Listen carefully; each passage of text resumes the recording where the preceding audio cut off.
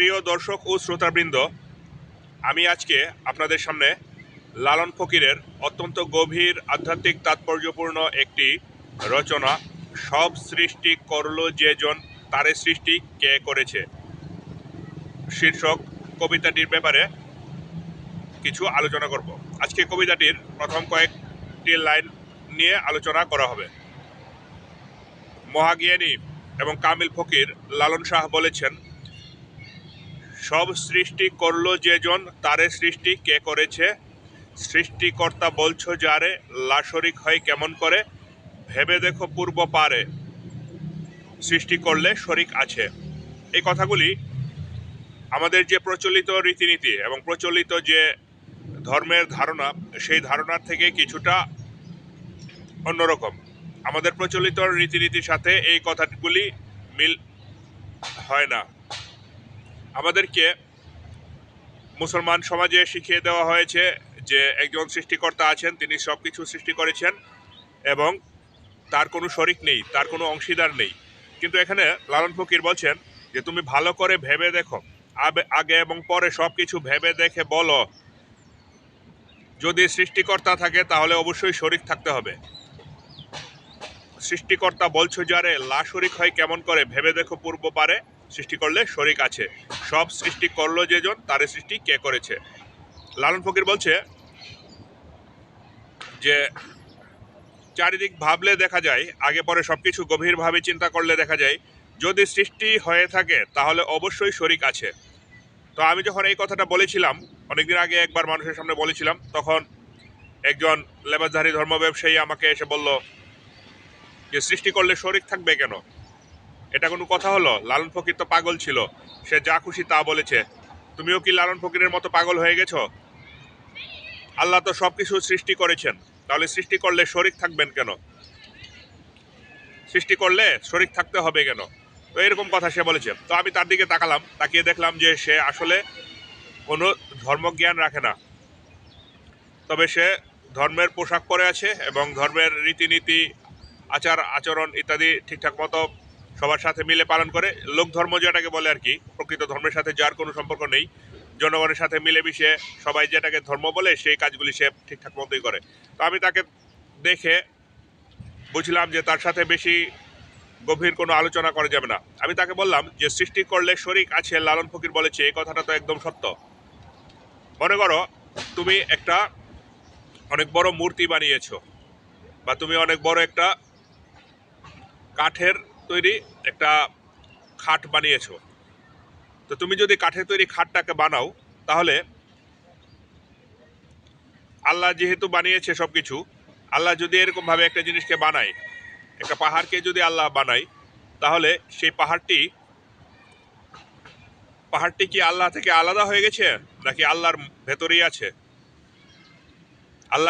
আল্লাহ এবং সেই পাহাড়, স্রষ্টা এবং সেই পাহাড় কি আলাদা আলাদা দুইটি সত্তা, নাকি একই সত্তা? তো তখন সেই লেবাসধারী ধর্ম ব্যবসায়ীটি আমাকে বলল যে দুইটি আসলে আলাদা আলাদা জিনিস। পাহাড়কে বানিয়েছে, পাহাড় তো আল্লাহ নয়। তো তখন আমি বললাম যে পাহাড় যেহেতু আল্লাহ নয়, সেহেতু পাহাড় তো একটা অনেক বড় সৃষ্টি জগতের অংশ দখল করে আছে। হিমালয় পাহাড় একটা অনেক বড় জায়গা দখল করে আছে, বা আরো বড় বড় যে পাহাড়গুলি আছে পৃথিবীতে, সেই পাহাড়গুলি অনেক বড় বড় জায়গা দখল করে আছে। তো যেহেতু এগুলি আল্লাহর অংশ নয়, তুমি বলছো আল্লাহর শরিক নয়, তাহলে আল্লাহ থেকে তারা আলাদা নিশ্চয়ই। এবং আলাদা মানে আল্লাহ যত বড় আছে, আল্লাহ থেকে আল্লাহর সৃষ্টি সব কিছুই বড় হবে। সে ফাঁকে দিয়ে আবার এটাও বলেছে যে না, এই সৃষ্টি জগতে যা কিছু আছে, এই আকাশ বা এই শূন্যস্থান, যত খালি জায়গা আছে, সবগুলি আল্লাহর। আল্লাহ এই সব কিছুর স্রষ্টা। তো আমি বললাম যে বেশ ভালো কথা। তো আল্লাহ যেহেতু স্রষ্টা, আল্লাহ যেহেতু সবার চেয়ে বড়, তাহলে এই পাহাড়টা যে জায়গাটা জুড়ে আছে, যে জায়গাটা দখল করে আছে, সেই জায়গাটা নিশ্চয়ই আল্লাহর থেকে আলাদা হতে হবে।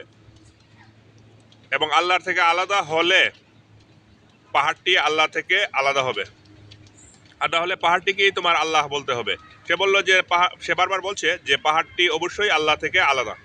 তো আমি বললাম যে আল্লাহ তাহলে ছোট, আল্লাহ সৃষ্টি থেকে বড় হতে পারবেন না। এই জায়গা যেহেতু তার সৃষ্টি, এই জায়গাটা তো অনেক বড়, এই জায়গাটার মধ্যে একটা জায়গা কিছু অংশ তিনি নিজে দখল করে আছেন, তিনি আছেন, সেহেতু তিনি কিছু জায়গা দখল করে আছেন এবং তার থেকে আলাদা যে জিনিসগুলি তিনি সৃষ্টি করেছেন সেই জিনিসগুলি আলাদা আলাদা কিছু জায়গা দখল করে রেখেছে, যেমন পাহাড়, নদী বা একটা অনেক বড় সাগর। এগুলি আল্লাহ থেকে আলাদা, এগুলিও তো আলাদা আলাদা জায়গা দখল করে রেখেছে। তাহলে নিশ্চয়ই জায়গাটা আল্লাহ থেকে বড় হতে হবে। আল্লাহ যেহেতু একটা জায়গায় আছেন, সেই জায়গার বাইরে আরও জায়গা থাকতে হবে এবং সেই জায়গার বাইরের জায়গাতে পাহাড় থাকলে সেটা আল্লাহ থেকে আলাদা হবে। সেই জায়গার বাইরের জায়গাতে যদি সাগরটা থাকে তাহলে সেটা আল্লাহ থেকে আলাদা হবে। আর যদি আল্লাহই সবার চেয়ে বড় হয় তাহলে তো আল্লাহই সব জায়গা জুড়ে থাকবে এবং সব কিছু আল্লাহর ভেতরেই থাকবে। তাহলে তো আর পাহাড়কে আলাদা বলা যাবে না, তাহলে তো আর সাগরটিকে আল্লাহ থেকে আলাদা সত্তা হিসেবে ধরা যাবে না। তো তখন সেই লেবাসধারী ধর্ম ব্যবসায়ী আমাকে বলল যে তুমিও পাগল হয়ে যাচ্ছ, এসব কোনো কথা হলো না, এগুলি হলো শয়তানের যুক্তি। তা আমি শয়তানের যুক্তি কিভাবে দিলাম? আমি তো তার কথার প্রেক্ষিতে একটা কথা বলছি, এটা আমার কোনো বক্তব্যও না।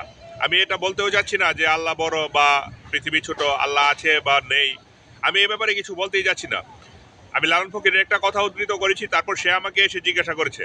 তো জিজ্ঞাসা করার পর আমি তাকে তার কথার সূত্র ধরে তাকে জিজ্ঞাসা করলাম যে পাহাড় আল্লাহ থেকে আলাদা আছে নাকি আল্লাহর ভেতরে আছে। তো শেষ পর্যন্ত সেখানে উপস্থিত আরও দু একজন ব্যক্তি আমাকে এটা বলে আশ্বস্ত করলো যে না, পাহাড়, সাগর, আকাশ বাতাস যা কিছু আছে সব কিছু আল্লাহর সৃষ্টি, কিন্তু সব কিছু আল্লাহর ভেতরেই আছে, সব কিছুর ভেতরেই আল্লাহ আছে, সব কিছু আল্লাহ থেকে আলাদা নয়। তো আমি বললাম যে এই কথাটাই লালন ফকির বোঝাতে চেয়েছেন। লালন ফকির বলেছেন যে সৃষ্টি যদি বলো স্রষ্টা আলাদা এবং সৃষ্টি আলাদা, এই কথাটা যদি তুমি বলো তাহলে তোমাকে আল্লাহর শরীক আছে বলে ধরে নিতে হবে এবং আল্লাহ একটা জায়গা ধরে রেখেছেন, সেই জায়গার বাইরে আরেকটা জায়গা, আরেকটা কেউ আছে, আরেকটা পাহাড় আছে বা আল্লাহর আরেকটা সৃষ্টি আছে।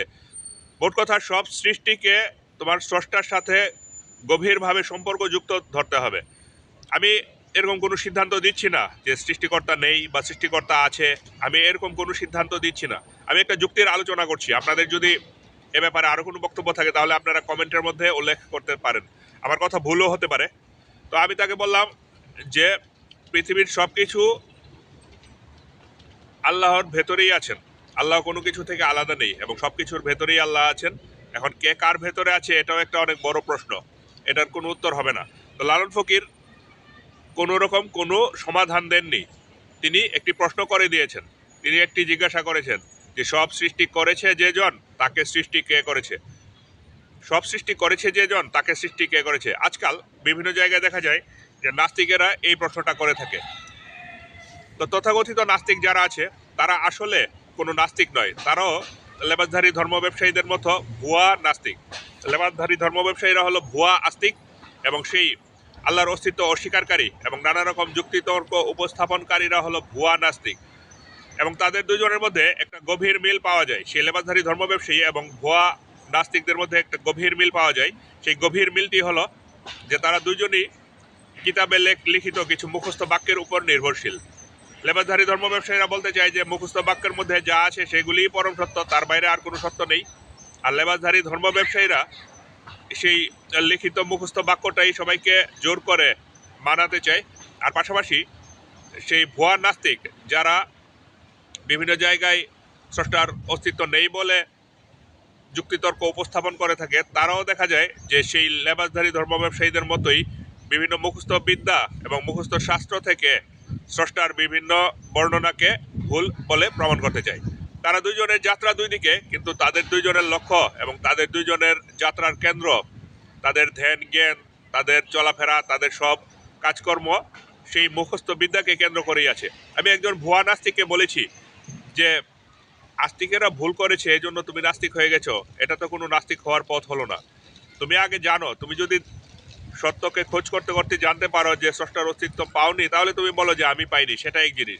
কিন্তু অন্যরা ভুল করেছে সেই জন্য তুমি, অন্যরা খারাপ কাজ করছে এই জন্য তুমি তাদের দল ছেড়ে দিয়েছ, এটা কোনো নাস্তিক্যবাদ হয়নি।